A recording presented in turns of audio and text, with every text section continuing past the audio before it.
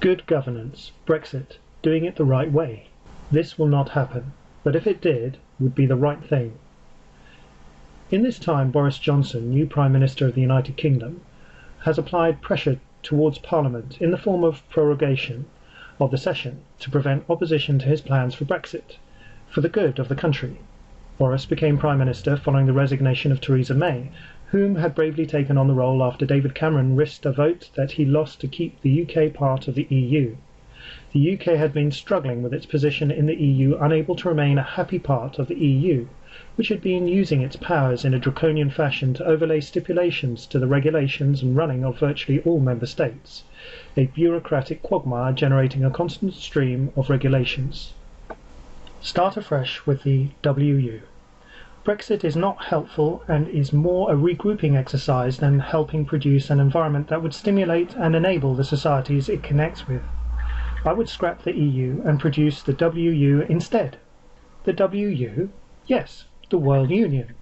Not another clandestine organisation with a lousy acronym. This time we could do it right, setting up an enabling mega-government the self-actualized way. So what does this mean, and how would it work? The aim of the WU, or WU, the mega-government, would be to enable most efficiently the self-actualization of its citizens and subsidiary governments with awareness and responsibility of their environment, enabling them to exist with their own personal freedom in peace and harmony with all. And what might a mega-government do first?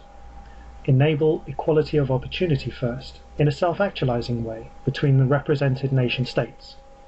Each country has a different population size and is at varying stages of developing out of poverty, suffering, corruption to a position that it may more easily enable a joy-based economy.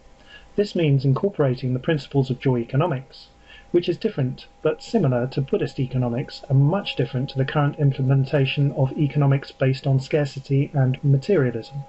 A mega-government could assist all member states to ensure a basic quality of existence so that it is out of survival and provides a solid base for human progression. Free shelter or comfortable quality homes guaranteed, free food and water guaranteed to all, free healthcare, free utilities like energy and communication, education that is enabling of self-actualization, free for learning the process and other parts that others are happy to give, and paid for parts for broadening the experience.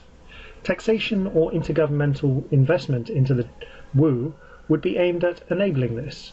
The mega-government, or WU, would coordinate resources to bring about this basic uniform standard. Step 2 of WU, or mega-government. Enable the introduction of joy economics and focus on self-actualization between its member states and encouraging internationalism. Business would refocus on the development of the wellness industry, which would be geared to focus on self-actualizing. The self-actualizing culture might be encouraged to become the pervasive culture, when all are thinking alike, particularly if all are focusing on bringing joy into their lives and the lives of others. This makes for a potentially unifying way that might actually be a peaceful one. Treating the environment we exist in better will become a lot easier, as it would not be towards self-actualization to harm it. At this point, it might become easier to coordinate actions to live in harmony within our environments. In conclusion, I'm afraid this is all woo-woo. This would be too radical for most people to get their heads round, let alone those that are in power, that can assist the change, as it is actually in everyone's interest. After all, everyone wants a life that is abundant in happiness, love, and fulfillment.